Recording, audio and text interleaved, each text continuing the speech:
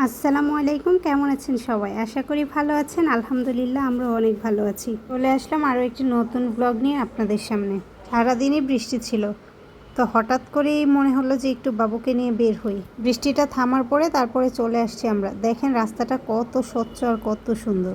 আর এইরকম পরিবেশে মুক্ত আকাশের নিচে অনেক ভালো লাগে। আর এই তো চলে আসলাম এখানে এসে দেখি যে বাচ্চাদের জন্য অনেক সুন্দর ব্যবস্থা করা আছে।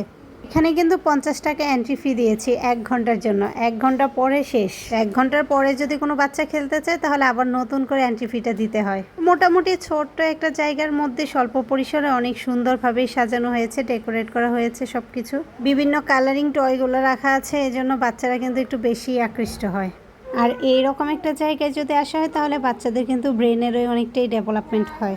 এইখানে অনেক বাচ্চারা যেহেতু আসে, তো এখানে নিয়ে আসলে বাচ্চাদের সবার সাথে মিলেমিশে খেলার মতো একটা টেন্ডেন্সিও তৈরি হয়।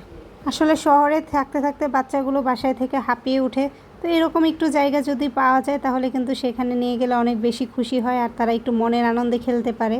ছেলেকে একটু সাময়িক আনন্দ দেওয়ার জন্যই কিন্তু এখানে নিয়ে আসা।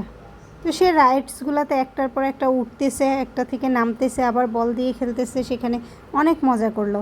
প্রথমে একটু কনফিউজ ছিলাম যে আসলে সে কি এই জায়গায় খেলবে কিনা বা শুধু শুধু যাওয়া হবে কিনা, কিন্তু না, যে দেখেছেন ও অনেক বেশি মজা পেয়েছে।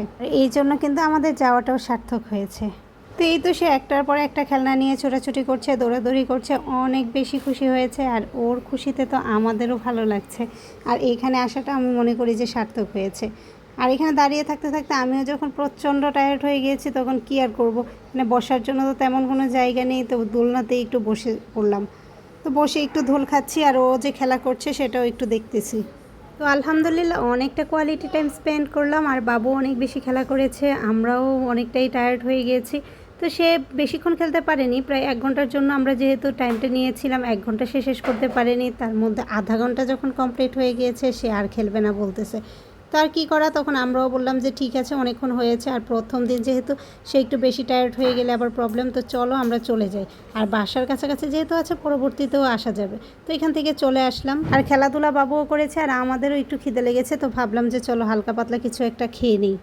এখানে এসে দেখি যে স্টুডেন্টরা একটা দোকান খুলেছে আর সেইগুলো হচ্ছে একবারে অথেন্টিক জিনিসগুলো দিয়েই হোমমেড কিছু খাবার আছে, তারপরে আবার জুসগুলো আছে, সবগুলোই কিন্তু একবারে ফ্রেশ ফ্রুট জুস।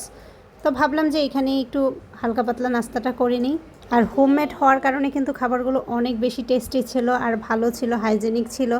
আর স্টুডেন্টরা ওরা দোকান দিয়েছে, তো ভাবলাম যে ওদের দোকান থেকে একটু খেয়ে নিই। আর জিনিসগুলোও কিন্তু মোটামুটি সাশ্রয়ী ছিল, অন্যান্য দোকানের তুলনায় এখানে কিন্তু জিনিসগুলো একটু সাশ্রয়ী পাওয়া গিয়েছে।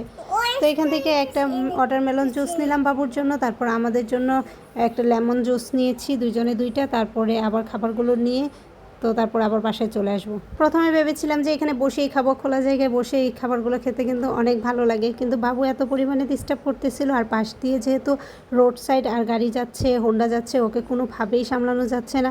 এই জন্য ভাবলাম যে না, চলো বাসায় নিয়ে যাই, বাসায় যেয়ে বসে তারপরে খাবো। আসলে ছোট বাচ্চা থাকলে অনেক কিছুই নিজের ইচ্ছা মতো করা যায় না, তো কী আর করা যাবে, এখন নিজের শখটাও পূরণ করতে হবে আর বাচ্চাটাকেও খেয়াল রাখতে হবে।